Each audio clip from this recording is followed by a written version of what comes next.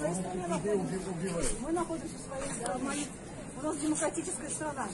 Мою племянницу позавчера убили ваши товарищи. Не трогайте ее.